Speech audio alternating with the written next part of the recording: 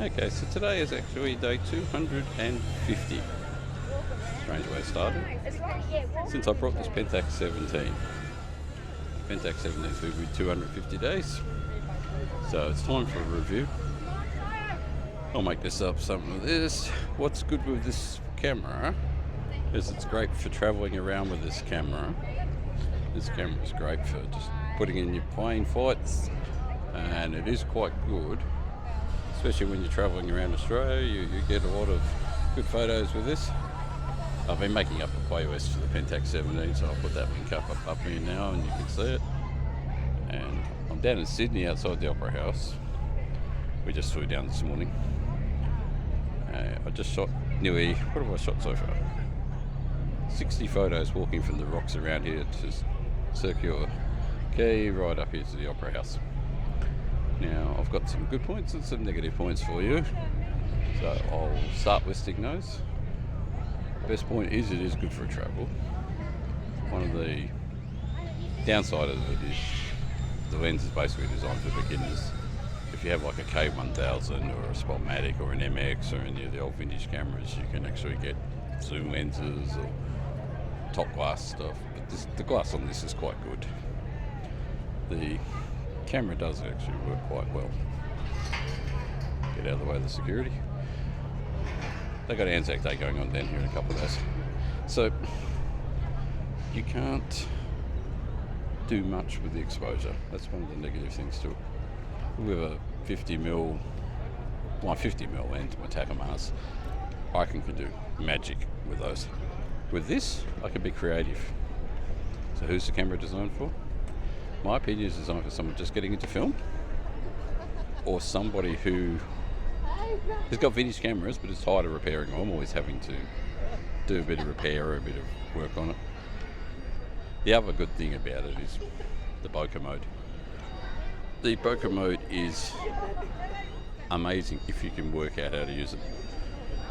You can use it for shallow depth of field, close focus sort of concept, and once again you change your settings on the front, you drop it down to your, not necessarily your fork, but your one person mode, you put it into bokeh, and my watch is going off its nut here. You can blur the lights, you can blur the background, so you can work on a bit of creative photography, which is what this camera is for. Night mode I haven't really used that, bulb mode I haven't used too much either. And I don't use the flash. I did accidentally this morning, lunchtime today, use the flash when I loaded the film on it. You've got your exposure dial on here, 0, 1, 2, plus 1, 2. On the DJI mic that I'm filming this with, I use that dial basically all the time. Now on this camera, I don't really dial it in. I actually get the film that I need for the situation. So today was forecasted to be rainy with clouds. It turned out to be sunny with clouds, but I've got ISO 400 film in here, XP to black and white film. If it was going to be a bright sunny day, I would do the old-fashioned way and I'd shoot, say, Flick Electra ISO 100. I've got a few rolls of that here as well. Another downside to the camera is I think it's actually going to be the last one they make. TKO has left the company. He was the designer of it. You can't get anything out of Pentax on what the next step is, and it's March was 12 months since they announced this camera. We might have to get out of the way of these people. So try and find a quiet spot. You get a construction site.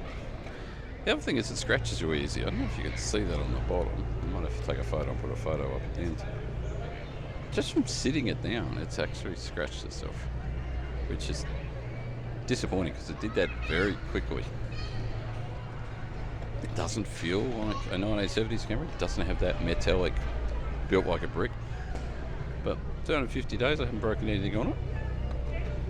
I use everything from UV filters to red filters, yellow filters. Once again, I've got videos galore of those. Black and white is really good with yellow and red.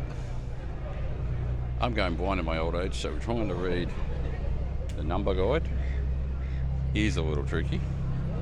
It is small. Could be a few big sizes bigger. ISO dial is out of whack and completely nuts. it doesn't show you all the numbers it can do. So it goes 50, 100, 125, 160, 200, and what you see on here is 50, 100, 200. You've got to count each step to find out where, even 400's not marked. 400 looks like 200 on the ISO dial. Memorize the manual and you'll figure out where your ISO is, but you have to count each click of ISO to get to it. Plus to it, loading the film is brilliant. Very easy to load the film. I mean, I loaded a roll up today and put that up on Instagram. It doesn't take any work to do. In 40 rolls, I've gone through 2 batteries. They said the batteries weren't going to last, and the batteries are amazing. But I don't walk around with it switched on. I just, it's the same rule you have with Micro Four Thirds. Switch it off when you're not using it. You want to take a photo, turn it back on. I don't leave it running, trying to do exposure or whatever. There's been some furphy videos put out there. That's probably a negative. The way Pentax promoted this camera is they gave it to every TikToker, influencer, YouTuber, you know what I mean. Anybody who had a few thousand followers, not me, they gave them a camera and told them to go out and shoot with it. Now, I've seen so-called experts saying, oh, you hold the shutter button down halfway to get the focus. Not true, you don't hold the shutter button down to focus. This thing is an autofocus. As soon as you start shooting, it's shooting. It takes the focus for you. The blue light flashes when you haven't got the correct exposure, so if I turn around, you can see how bright and white that is behind me, and that's with Sydney Harbour Bridge there. The sun's going down, or sun's behind the bridge and behind the clouds. If I aim the camera at it, turn the camera on, you see the blue light flash? I don't know if you can see that. There we go. You may be seeing that, you may be seeing nothing, who knows. We're losing facial tracker here, we'll come back. Right. Probably didn't see that. But it starts flashing blue and tells you that if you're going to shoot this photo, it's going to go balls up on you. So I'll turn back around where we've got normal. Now you can see me again. The other option with, you get the red light if you've got a orange light, if you've got a problem, or you got the flash. It won't let you shoot if you haven't got any battery in it. If you've got the battery around the wrong way, it'll start giving you grief, which is normal. It needs a battery. It doesn't work without it. That's another con. All my vintage cameras only have a battery for the light meter. So I generally don't run the light meters. I keep the light meters separate from them. And I use an app on my phone, or I just use the old triangle. My main thing is mounting down to 2 people for street photography. I leave it in the mountain mode, which is infinity. It works. The viewfinder has got a single yellow window in it and a bigger yellow window on the outside. I ignore the bigger one on the outside, and I keep, no matter what mode I'm using, what I want in focus, I make sure it's in that centre yellow. And if I'm in mountain, the outer yellow is going to actually come into it as well, but I only concentrate on the single yellow window in there. Other advantages of, say, the vintage cameras is they are actually better for photos. I use this from August 16 through to December 1 every day, this camera, without fail. And then December I went through my 5 vintage film cameras, and I could actually appreciate the difference. They were just, yeah, they're more work, but you felt like you're being more creative. You had more time to think about your composition. Vintage cameras, or film cameras, I've got a film camera from the 1990s. They make you think about your composition. You have to work on your focus. You have to work on your zones. You have to know that, this lens is good for so many meters.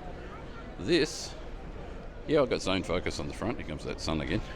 So I know when I'm shooting it, I'm going to get a lot of, shallow depth of field in a sense, but it's not going to focus to the horizon. I'm not going to be able to work as well with this camera. I'm not putting the camera down here. It costs $899, I wasn't given this camera. So if you've got the money, buy the camera. It's crazy. My daughter's walking away from me at the moment. Sorry, get distracted. So yeah, it's worth having in your arsenal if you can afford to buy it. And if you can find one cheap second-hand, go for it. I think that'll just about do for this little review. What I'll do is I'll put in the playlist at the end of this video, so you can go and watch all the other videos. if you want to see more Pentax, if you want to see me vlogging with this camera, I can do that. I can walk around and shoot 70 photos with you and talk to you through each photo. It just takes a little bit longer because you've got to wait. You know, suppose it takes me 3 weeks to develop the film, so you've got to wait for the film to get developed.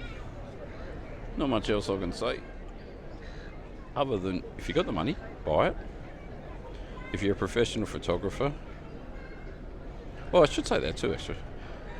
I noticed when I got this camera back in August, I was heavily criticised by some of the wedding photographers in Melbourne for getting this. You know, you're downgrading yourself, you're making yourself look like an idiot. Those photographers are now wandering around, still with their high-end digital cameras, but they're carrying a Pentax 17, and I'm talking about 12 photographers I know in Melbourne. They're now walking around with the Pentax 17 when they're doing their wedding photos. So they're taking their digitals, but they're taking film ones as well. I haven't commented to them on, you know, how much they trolled me back in August and that telling me how crazy I was for buying this camera. But it's nice to see that it does have a purpose. And yes, if you are doing professional photography, it doesn't cost you much to shoot a few photos with this. You know they're going to be in focus. That's one of the big positives of this. The photos will be in focus. As long as you don't ignore the blue button, your exposure is going to be right. This thing's got auto exposure. So you can use it at weddings, but I wouldn't use it as your primary camera, but you can use it. Anyway, like and sub, stay safe, have fun, enjoy life, and I'll chat to you soon.